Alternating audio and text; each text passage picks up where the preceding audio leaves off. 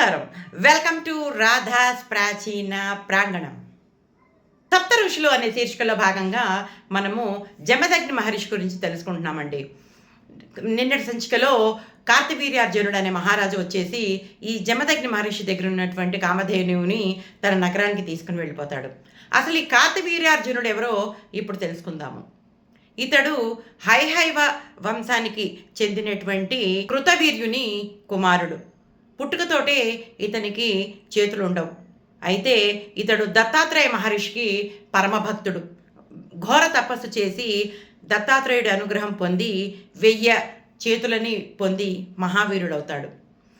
వింధ్య పర్వతముల మధ్యన ఉన్నటువంటి మాహిష్మతి నగరాన్ని ఇతను ఏకచిత్రంగా పరిపాలిస్తూ ఉండేవాడు. ఒకరోజు అగ్నిదేవుడు తనకి హవిస్సు కావాలని వచ్చి అడుగుతాడు. అయితే కార్తవీర్యార్జునుడు ఇతనిని ఈ గిరినగర అరణ్యాన్ని భక్షించమని చెప్తాడు. ఈ అరణ్యంలో మైత్రావరుణిని ఆశ్రమం ఉంటుంది.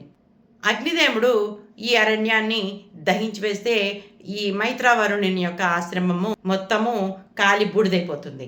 అప్పుడు అతని పుత్రులు ఇతనికి పరశురాముడి చేతిలో అతని 1000 చేతులు ఖండింపబడతాయని కార్తవీర్యార్జునుడిని శపిస్తారన్నమాట.